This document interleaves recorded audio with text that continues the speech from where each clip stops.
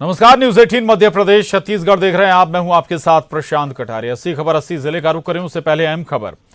रिया चक्रवर्ती और उसके भाई शोविक ईडी दफ्तर पहुंचे हैं। ईडी की टीम के सामने दोनों पेश होंगे और ईडी के सवालों के जवाब देंगे रिया और शोविक। रिया चक्रवर्ती और शोविक चक्रवर्ती से एक बार फिर ईडी कड़ी पूछताछ करने जा रही है। आमने सामने बैठाकर अब दोनों से सवाल पूछे जाएंगे। ईडी की टीम दोनों को आमने सामने बैठाकर सवाल जवाब करेगी। बेहद कड़ी पूछताछ एक बार फिर होगी। और आपको यह भी बता दें कि इससे पहले भी न केवल रिया चक्रवर्ती बल्कि शोविक चक्रवर्ती से भी घंटों की लंबी पूछताछ हो चुकी है। ईडी इस मामले में कई लोगों से अभी तक सवाल जवाब कर चुकी है। श्रुति मोदी, सैमुअल मिरांडा और प्रशांत पांडे हमारे साथ जुड़ गए हैं और जानकारी के साथ। प्रशांत, श्रुति और शोविक से एक बार फिर पूछताछ की तैयारी है ईडी की। आमने सामने बैठाकर इस बार होगी पूछताछ। प्रशांत, बिल्कुल। देखिए, अहम बात जो सामने आ रही है, ईडी ने जब शुक्रवार को 9 घंटे के आसपास जब रिया चक्रवर्ती से पूछताछ की थी तो ये बात सामने आई कि किसी भी सवालों का ठीक ठीक जवाब जो है रिया नहीं दे रही है। यानी पूछताछ में पूरी तरह से वो कोऑपरेशन नहीं दे रही है जी। दूसरी सबसे अहम बात मैं आपको बताऊं कि रिया के जो बयान है और जो उनके मैनेजर के बयान है सुशांत सिंह के, दोनों के स्टेटमेंट जो है मिसमैच हो रहे हैं। यानी ये है कि अब रिया और मैनेजर और भाई तीनों को सामने बिठाकर पूछताछ करना चाहती है ईडी। और इसीलिए अभी देखिए कुछ समय पहले कि रिया और उनके भाई शोविक दोनों ईडी दफ्तर पहुंच चुके हैं। इंतजार किया जा रहा है, उनके पिता को भी समन किया गया है, वो भी आज पहुंचेंगे। साथ ही सिद्धार्थ पिठानी जो सबसे अहम कड़ी मानी जा रही, मैं आपको याद दिला दूं कि उस वक्त उस फ्लैट में और सबसे पहले अगर सुशांत के शव को किसी ने देखा तो सिद्धार्थ पिठानी ने देखा था, उसी ने पुलिस को जानकारी दी थी, उसको भी तलब किया गया, पूछताछ की जाएगी आज।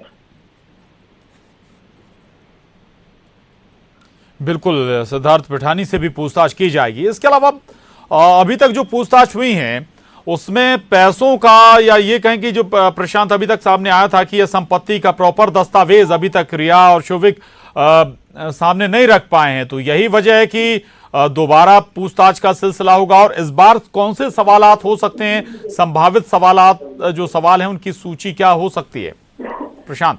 देखिए बिल्कुल, इनकी जो जांच का जो दायरा है वो घुमा फिराकर इनके बैंक अकाउंट, इनकी जो प्रॉपर्टी है वो, और साथ ही साथ मैं बताऊं कि जो 2 कंपनियां रिया के नाम पे थी जिसमें डायरेक्टर उनका भाई भी था उसी पद पर, तो इन सारी चीजों की जो डॉक्यूमेंट्स है वो मांगे गए हैं।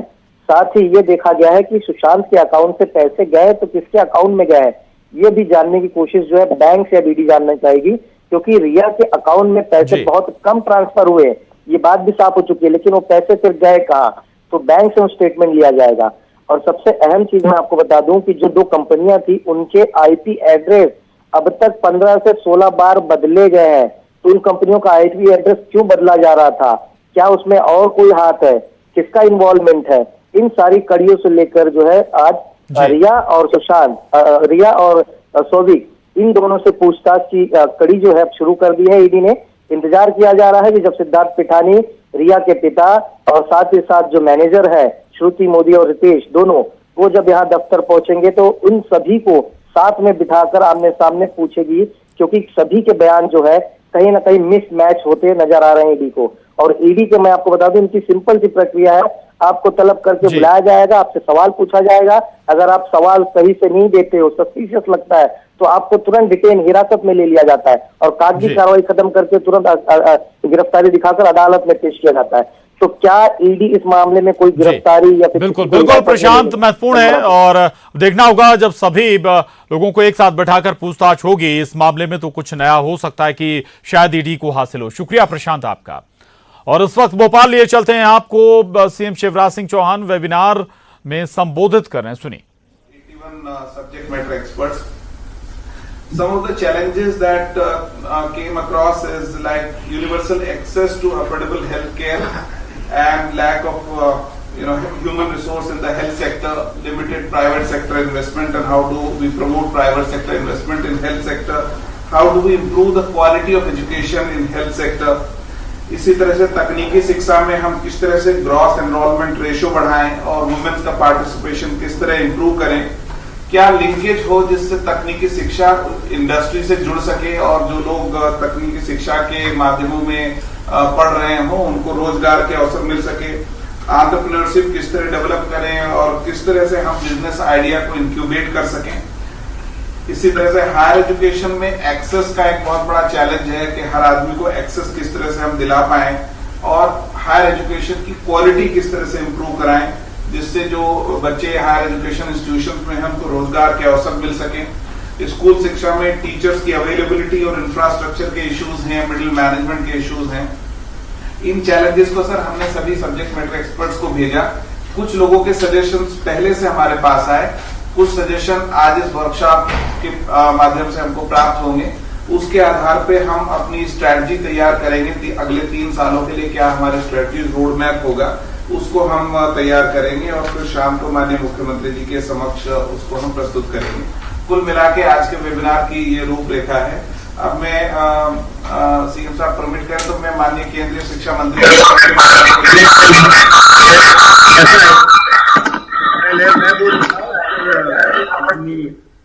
शिक्षा मंत्री जी हमको मार्गदर्शन करेंगे, उसके आधार पर चर्चा करेंगे। आज नीति आयोग ने कोई प्रेजेंटेशन बनाया वो बाद में आएगा ना? जी सर। तो पहले मैं पूछता हूं, आज देश को नई शिक्षा नीति देने वाले जिसका लंबे समय से देश इंतजार कर रहा था, की संस्कृति, परंपराओं और जीवन मूल्यों से जुड़ी हुई शिक्षा नीति की ऐतिहासिक सौगात देने वाले हमारे शिक्षा मंत्री, क्योंकि मानव संसाधन विकास का नाम केंद्रीय शिक्षा मंत्री आदरणीय श्रीमान निशंक जी,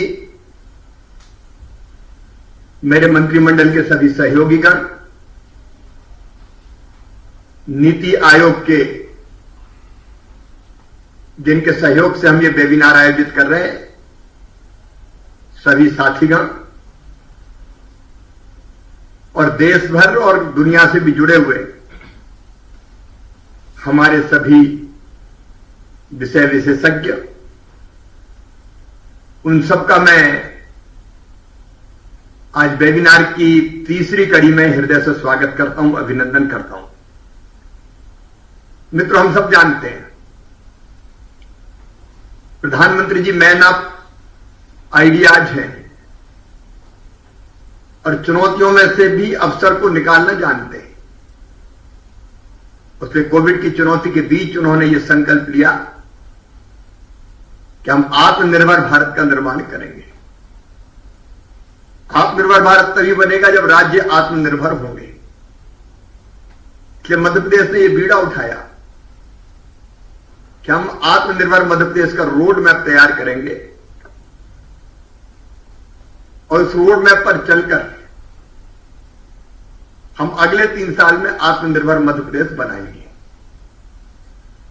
और उसी रोड मैप को तैयार करने के लिए हम लोग चर्चारत हैं। पहले हमने भौतिक अधोसंरचना पर चर्चा की, भौतिक अधोसंरचना के बाद फिर हमने गुड गवर्नेंस, सुशासन पर चर्चा की, और आज तीसरी कड़ी में शिक्षा और स्वास्थ्य, ये 2 महत्वपूर्ण अंग। मैं पहले से ये मानता हूं कि मध्य प्रदेश में बाकी क्षेत्रों में काफी काम हुआ है, सड़क, बिजली, पानी, कृषि, कई क्षेत्रों में मध्य प्रदेश ने नए रिकॉर्ड स्थापित किए। लेकिन शिक्षा और स्वास्थ्य के क्षेत्र में काफी काम करने की अभी जरूरत है। जहां तक शिक्षा का सवाल है, शिक्षा के उद्देश्य क्या हों? बहुत वर्षों पहले आदि गुरु शंकराचार्य जी महाराज ने कहा था, सा विद्या विमुक्तये। इस श्लोक में जो जीवन को आसान बनाए और परलोक में मुक्ति भी दिलाए, एक संपूर्ण शिक्षा की उन्होंने बात कही। स्वामी विवेकानंद जी कहते थे, शिक्षा वो है जो मनुष्य को मनुष्य बना सके। अगर भारतीय विचार की दृष्टि से देखें तो शिक्षा के 3 उद्देश्य होते हैं। एक, ज्ञान देना, पीढ़ियों से संचित जो ज्ञान है, इतिहास का, भूगोल का, विज्ञान का, वो संचित ज्ञान को अगली पीढ़ी को सौंप देना, ज्ञान देना, मैं संक्षेप में कहूंगी। लेकिन इससे जुड़ा दूसरा उद्देश्य शिक्षा का कौशल देना। शिक्षा प्राप्त करने के बाद वो इतना कुशल तो हो जाए कि अपने रोजगार के लिए, रोजी रोटी के लिए उसको मारे मारे ना फिरना पड़े। उसको दूसरे शब्दों में कहें तो रोजगार और उनकी शिक्षा भी हम कह सकते हैं। इतना कौशल हाथ में हो कि अपनी रोजी रोजगार वो स्वयं प्राप्त कर सके। और शिक्षा का तीसरा और एक महत्वपूर्ण उद्देश्य है नागरिकता के संस्कार देना,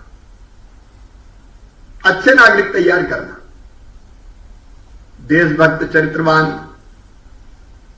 ईमानदार, कर्मठ, परिश्रमी, परोपकारी, जो इंसानियत के गुण होते हैं, एक अच्छा नागरिक, एक अच्छा इंसान बनाना।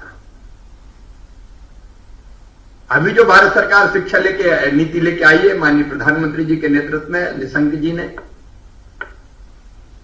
सामान्यतः इन तीनों उद्देश्यों को पूरा करने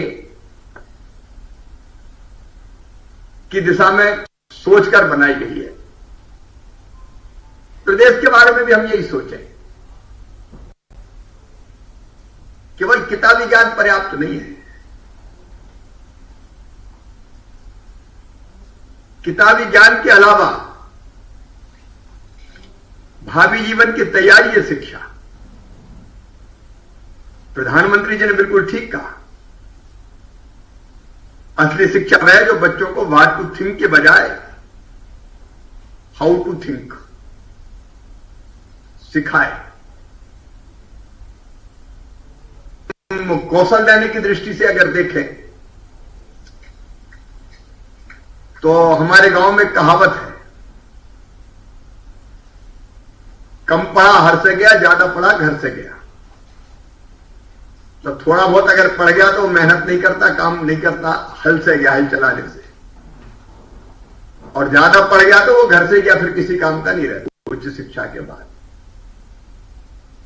नौकरी के अलावा और कुछ बचता नहीं। और इसलिए और नागरिकता के संस्कारों का जहां तक सवाल है, हमको लगता है कि उस पर बहुत कम ध्यान दिया गया है। पहले नैतिक शिक्षा जब हम बचपन में पढ़ते थे तब एक पाठ हुआ करता था, किताबी होती थी। बाद में वो नैतिक शिक्षा की किताब भी, विषय भी समाप्त हो गया था। और इसलिए जो नई शिक्षा नीति बनी है उसके आलोक में, उसके प्रकाश में मैं निशंक जी के सामने प्रकट करना चाहता हूं कि उसको हम ढंग से मध्य प्रदेश में इंप्लीमेंट करेंगे। लेकिन आज हम जब विचार करें तो ये तीनों चीज, एक, हर बच्चा स्कूल जाता है, कोई बच्चा स्कूल जाए बिना ना रहे। कहीं भी सालत आ गई, बच्चे को कैसे पुनः शिक्षा से जुड़े। इसलिए शिक्षा सबके लिए सर्व सुलभ हो। 1 से लेकर 8 तक तो 100% एक्सेस सुनिश्चित होनी चाहिए। बस्तों के बोझ की बात आती है। पूरी दुनिया में चिंता व्यक्त प्रकट की गई है, वो बोझ कैसे घटे। कोरोना काल में प्रदेश ने कोशिश की कि पढ़ाई ना रुके। हमारा घर हमारा विद्यालय की अवधारणा पर भी हमने काम किया है। घरों में बच्चों को पढ़ाने का और ऐप के माध्यम से ऑनलाइन पढ़ाने का भी काम किया है। लेकिन मैं जब स्कूलों के बारे में सोचता हूं, बहुत लंबा नहीं बोलूंगा, तो एक फैशन बन गया कि हर जगह स्कूल खोल दो। कई जगह इतनी ऐसी जगह स्कूल खुले हैं, या बच्चों की संख्या नगण्य बहुत कम है। और वहां शिक्षा का स्तर भी फिर मेंटेन करना बहुत कठिन होता है, बनाए रखना कठिन होता है। इसलिए क्या हम ऐसी कोई अवधारणा को मूर्त रूप दे सकते हैं कि आजकल गांव गांव में सड़कें, प्रधानमंत्री ग्राम सड़क योजना, मध्य प्रदेश में मुख्यमंत्री ग्राम सड़क योजना भी बनाई, अच्छा स्कूल हम खोलें और आसपास के 20-25 किलोमीटर दूर के बच्चे बस से आसानी से आ सकते हैं स्कूल में। वहां प्रॉपर सब व्यवस्थाएं स्कूल में हो, टीचिंग स्टाफ हो प्रशिक्षित, लैब हो, लाइब्रेरी हो, वहां बच्चे पढ़ें और शाम को फिर बसों से अपने घर चले जाएं। आखिर प्राइवेट स्कूलों में भी तो बच्चे भेजते हैं, दूर दूर तक बसों में जाते हैं। इस पे हमको विचार करना चाहिए। हमको व्यावसायिक शिक्षा के बारे में जो बात कही है नई शिक्षा नीति में, कौशल की जो मैं बात कर रहा था, कक्षा 6 से हमको हाथों में कौशल देने का काम प्रारंभ करना है। मैंने देखा है कि कई बच्चे बिना पढ़े लिखे होते थे, लेकिन कोई ना कोई काम सीख लेते थे। बाप से बेटा काम सीख लेता था, लोहार का, कुम्हार का, सुनार का, सुतार का। कई बहुत अच्छे मैकेनिक है, पढ़े नहीं है, लेकिन बचपन से ही गाड़ी कैसे ठीक करते हैं उसमें लग जाते हैं। तो बच्चों का दिमाग बहुत, सीखने की उम्र छोटी उम्र में ही बच्चों को सिखाया जा सकता है। और इसलिए आज ये जो परंपरा बन गई है कि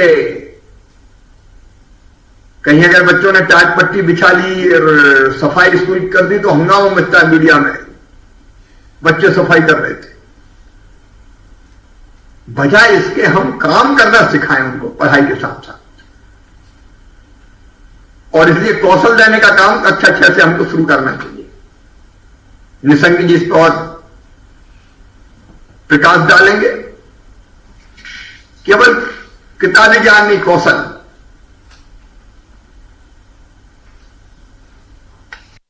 और एक दो बात और कहिए शिक्षा के बारे में। नई शिक्षा नीति में हम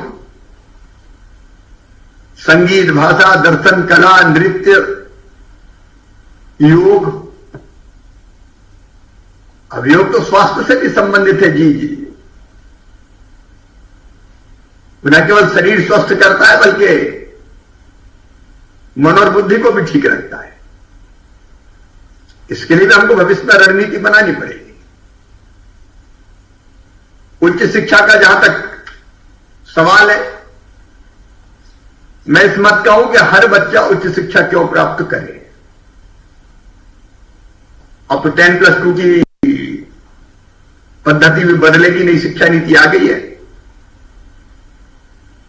स्कूली शिक्षा सब प्राप्त करें, लेकिन महाविद्यालय में शिक्षा तो जो विशेषज्ञता हासिल करना चाहते हैं अलग अलग विषयों में, उनके लिए मैं इस विचार का विरोधी हूं कि हर एक को कॉलेज ही भेजो। अगर कोई मास्टर करना चाहता है, किसी विषय में विशेषज्ञता हासिल करना चाहता है, मेडिकल की समझ में आती है, इंजीनियरिंग की शिक्षा समझ में आती है, उच्च शिक्षा में भी जिसको फिजिक्स, केमिस्ट्री में, इतिहास में, अलग अलग विषयों में, सोशल साइंसेज में विशेषज्ञता हासिल करना है तो पढ़े और स्कूली शिक्षा के बाद फिर काम करें।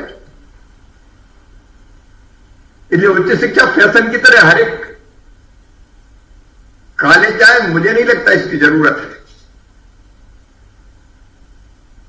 उसके बारे में हमको सोचना चाहिए और हम अपने महाविद्यालय और यूनिवर्सिटी को विश्व स्तरीय कैसे बनाएं। खोल तो दिए बहुत से, कई बार पॉपुलर डिमांड रहती है हमारे यहाँ कॉलेज खोलो,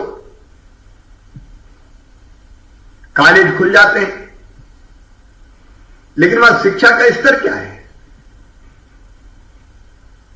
फिर शिक्षा देने वाले जो है उनको प्रॉपर ट्रेनिंग,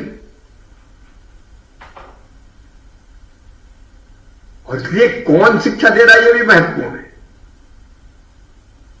और तीसरी चीज है टेक्निकल एजुकेशन, लंबा नहीं बोलना है मुझे, तकनीकी शिक्षा। अब ये कौशल देने से संबंधित है। अब टेक्निकल एजुकेशन के मामले में भी मैं जब पहले मुख्यमंत्री बना तो टपरों में ITI लगते थे, 1 ट्रेड 2 ट्रेड 3 ट्रेड घिसे पिटे। हमने काफी कुछ बदलने की कोशिश की, ITI के अच्छे भवन बनाए, उपकरण लेके आए, आज की आवश्यकता के हिसाब से ट्रेड हो उसकी हमने व्यवस्था बनाई। हम ग्लोबल स्किल पार्क बना रहे हैं भोपाल में, भवन बाद में बनेगा। शिक्षा हमने शुरू कर दी 600 करोड़ रुपए की लागत से, सिंगापुर के सहयोग से। यहां 10,000 विद्यार्थियों को हर साल